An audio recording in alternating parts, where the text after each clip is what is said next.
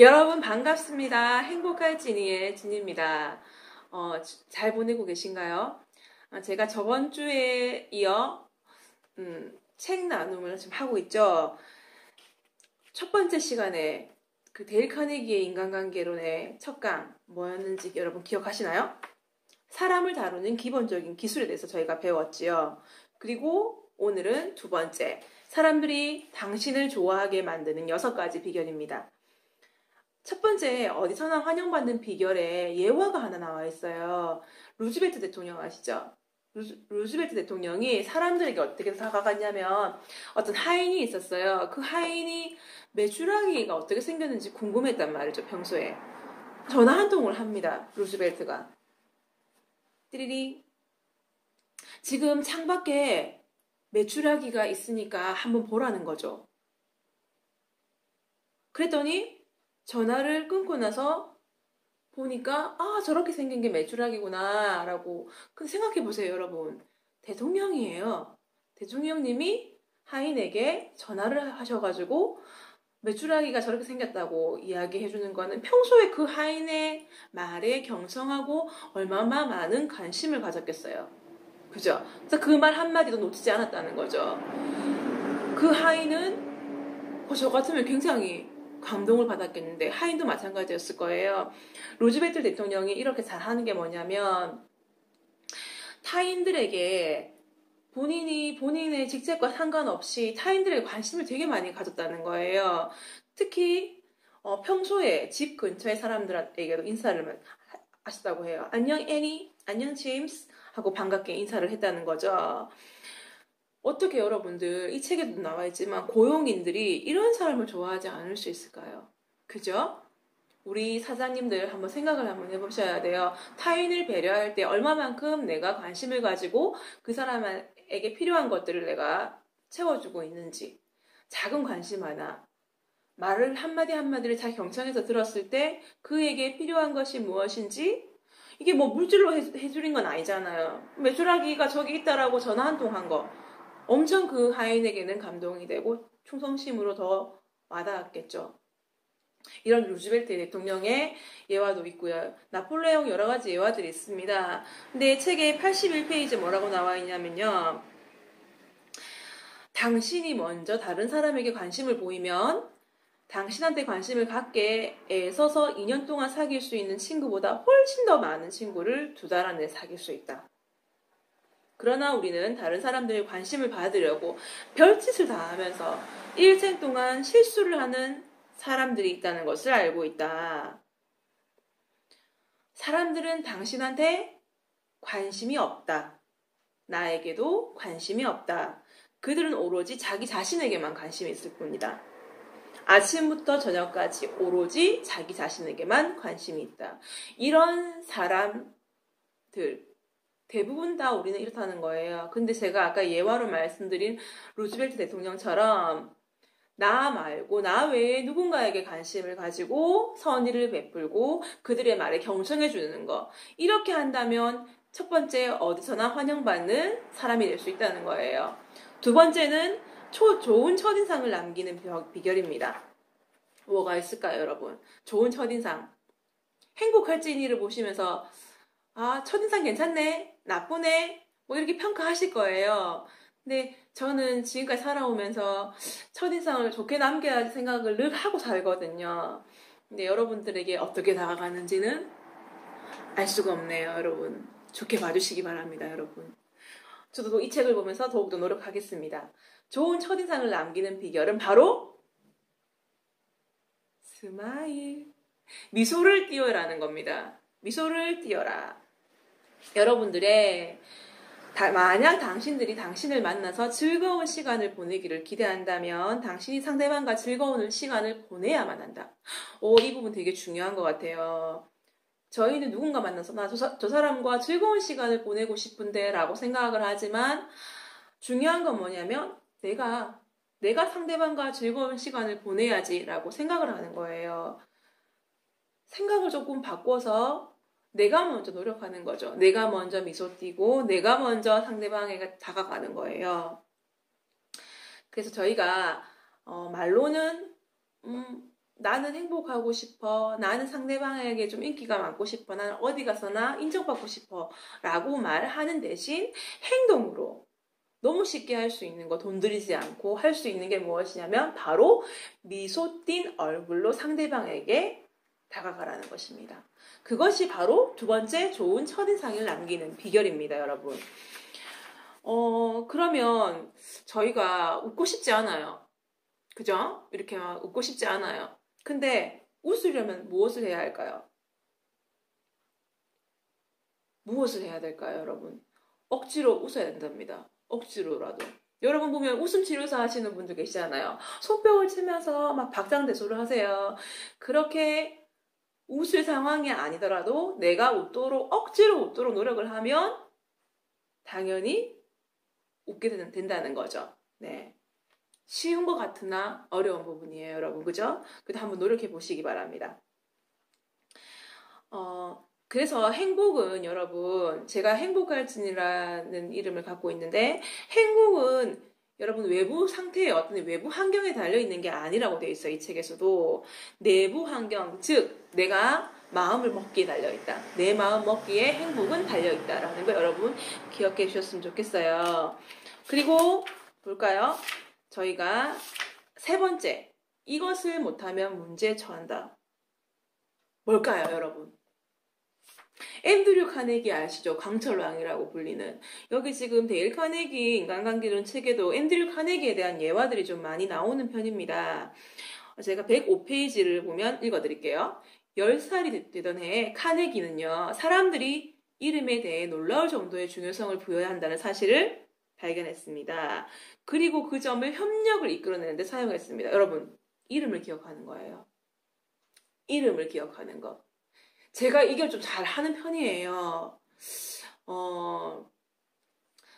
그날 바로 계속해서 반복해서 외우려고 입에서 계속 뱉어요. 실수하더라도 누구 이렇게 이야기를 하면서 뭔가 제가 요구할 거나 요청할 게 있으면 말씀을 드리면요, 좀 달라지시는 것 같아요. 인사를 할 때도 교회에서도 그렇습니다. 그냥 안녕하세요가 아니라 누구누구 장로님 안녕하세요. 누구누구 권사님 안녕하세요. 누구누구 집사님 안녕하세요. 라고 인사를 바꾸면 상대방이 내 이름을 알아? 내 이름을 기억하네?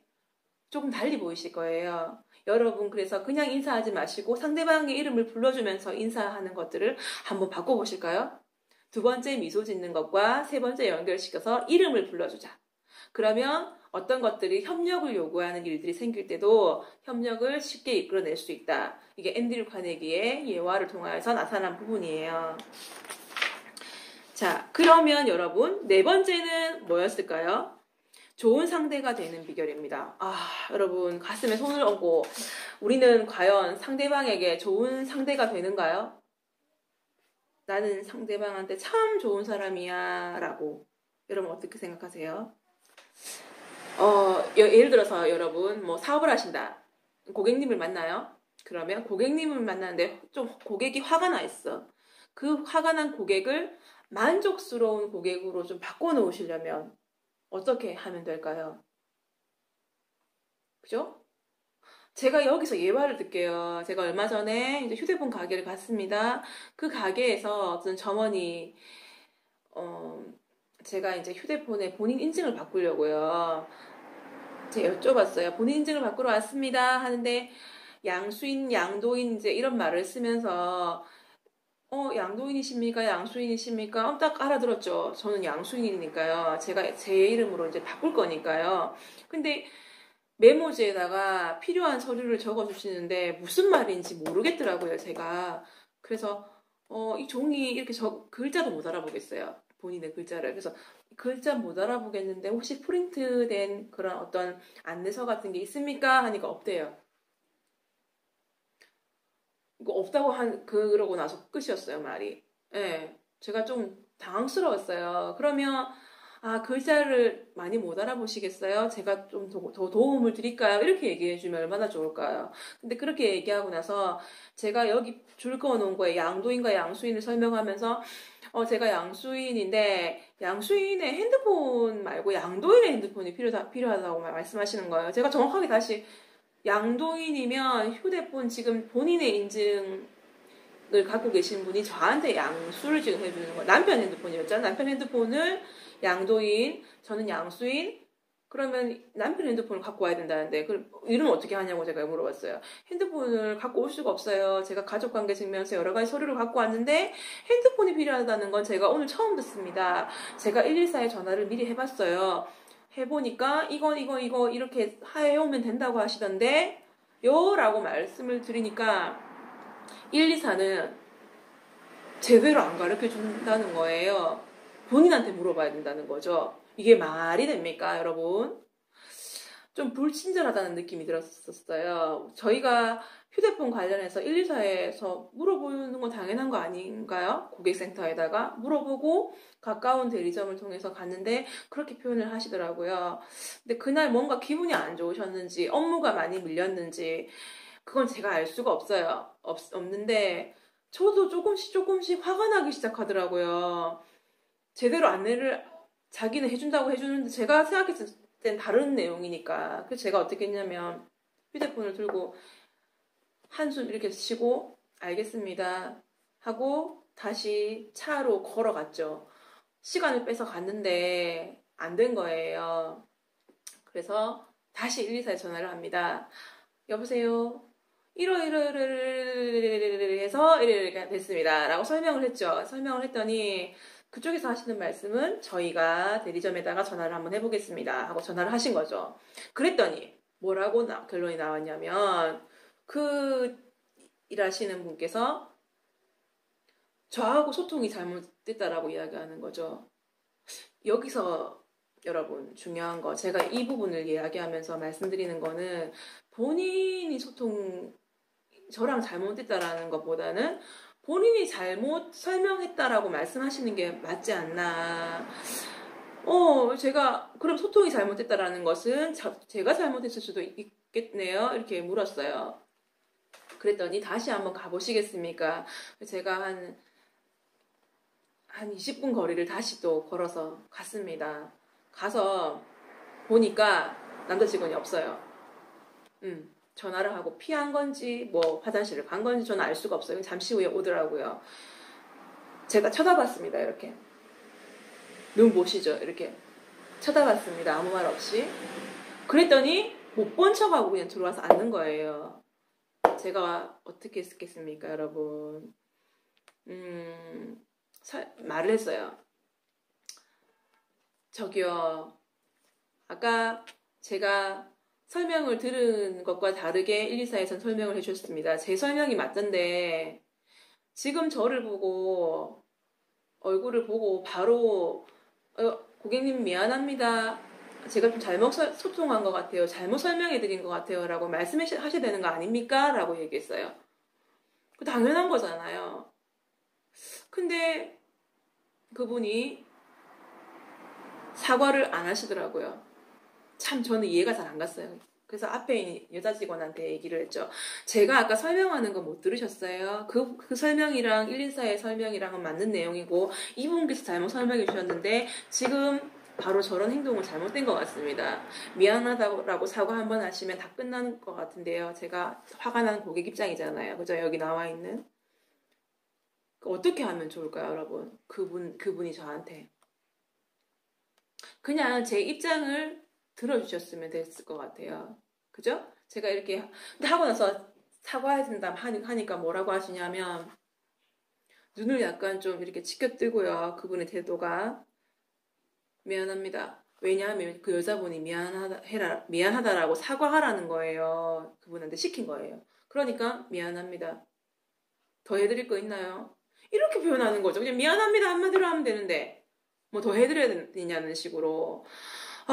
제가 그날 너무 좀 마음이 조금 참자 하고 여자분하고 이제 그 본인 인증서 다시 만들려고 작성을 하고 서류를 제가 작성을 하면서 그분의 입장으로 마음을 다시 고쳐먹고 이렇게 얘기했습니다. 저도 이런 상황에 화를 내서 죄송합니다. 근데 이런 상황에서는 고객님한테 그냥 사과 한마디 하면 다 끝난 문제인데 감정 싸움으로 이어지는 것 같아서 안 좋습니다. 라고 표현했습니다. 저도 화를 내서 죄송합니다. 라고 돌아왔어요. 그랬더니 그 남자분이 다시 한번 고개를 끄덕이시더라고요. 이런 고객, 저같이 이렇게 조금 화가 나는 고객님을 만나시면 여러분 어떻게 하시겠어요? 그분이 말할 때 토를 달지 마세요. 그냥 듣고 계시면 돼요. 다 들어주세요. 듣고 나서 그러면 제가 원하는 대로 도와드리겠습니다. 원하는 대로 해드리겠습니다. 죄송합니다. 이 말 한마디면 된다는 거죠. 그죠? 그럼 미안하다라고 사과하면 될 건데 끝까지 자기 고집을 세우고 그렇게 할 필요는 없다라는 거예요. 이 책에도 그대로 나와 있어요. 그런 내용들이 예화로. 그래서 여러분 네 번째는 경청입니다. 귀를 크게 여시고 상대방의 이야기를 잘 들어주는 사람이 되어야 된다. 상대방이 자신에 대해서 이야기하도록 격려하라 라고 되어 있습니다. 이거는 사업을 하시는 분만 아니라 직장생활에서나 또 학교생활, 친구들은 학교생활 그리고 또 여러 공동체 안에서 꼭 필요한 부분인 것 같아요. 저희는 저희 말 하기 바쁘잖아요. 근데 잘 들으셔야 돼요. 그 사람이 얘기가 끝날 때까지. 때로는 힘들어요, 듣는 게. 그죠? 그런데 한번 쫙 들어주시면 그 상대방이 어떤 감정을 느낄까요? 이 사람은 내 얘기를 진심으로 듣네. 믿을만 하네. 라고 느끼지 않을까요? 그리고 다섯 번째, 여러분. 사람들의 관심을 얻는 비결입니다. 사람들의 관심, 저희가 만약에 손님이 주문했어요. 감자튀김을 주문했는데 으깬 감자가 나왔어요. 감자튀김을 주문했는데, 그죠? 삼계탕을 주문했는데 통닭이 그건 말이 안 되나요? 네. 그랬을 때 번거롭게 해서 죄송한데요. 저는 감자튀김을 주문한 것 같은데요. 그러면 종업원도 죄송합니다. 바꿔드리겠습니다. 하고 기꺼이 음식을 바꿔줄 것입니다. 왜냐하면 당신이 종업원을 존중해줬기 때문이에요. 저희가 표정을 일단 막 찌그리고 이거 뭡니까? 이거 감자 제가 튀김 주문했는데 왜 으깬 감자 나오는 거예요? 똑바로 주문 받아야죠. 라는 태도로 한다면 종업원 입장에서는 어떻게 되겠어요? 종업원도 너무 힘들겠죠. 그렇게 하는 게 아니라 오히려 주문은 이쪽에서 잘못 받아가지고 잘못 지금 갖고 왔어요. 그렇지만 손님 입장에서 그냥 이렇게 얘기하는 겁니다. 번거롭게 해드려 죄송해요. 근데 저는 감자튀김을 주문한 것 같은데요. 라고 친절하게 얘기를 해보라는 거죠. 그래서 사소한 말들 중에서요. 군더더기 있는 말을 좀 하셔야 돼요, 여러분. 결론만 딱 이야기하는 게 아니라 감자튀김 주문했는데 으깬 감자 나왔어요. 이게 아니죠. 번거롭게 해드려 죄송하지만 또는요. 실례지만 이것 좀 또는요. 이렇게 해주실 수 없을까요? 실례가 되지 않는다면 고맙습니다. 하면서 작은 예절이 섞인 말을 해야 된다는 겁니다. 저희가 다섯 번째 사람들의 관심을 얻는 비결은요. 사람의 마음과 통하는 지름길은 상대가 가장 귀중하게 여기는 것에 대해서 이야기하는 것이다. 라고 또 내용에 나와 있습니다. 칭찬의 말을 하셔야 돼요. 칭찬의 말을 통해서 상대방이 나는 존중받고 있다라는 감정을 느끼게 해주시는 거 중요합니다. 저희가 아까 말씀드렸죠. 6가지였죠. 6가지. 타인에게 진정한 관심을 가져라. 미소 지어라. 상대방에게 이름은 그의 어떤 말보다도 달콤하고 중요한 말이라는 것을 명심하라. 이름 불러주기였습니다. 그리고 네 번째는 상대방의 이야기를 잘 들어주라. 경청. 그리고 다섯 번째, 상대의 관심사에 대해서 이야기해라. 여섯 번째, 상대방이 스스로 중요한 사람이라고 느끼게 만들어라. 여러분 행복할지니 영상은 다음에 또 좋은 책으로 상대방을 설득하는 12가지 비결. 엄청 도움이 되실 것 같죠? 12가지 비결을 가지고 또 다음 시간에 나누겠습니다. 행복할지니 감사합니다, 여러분.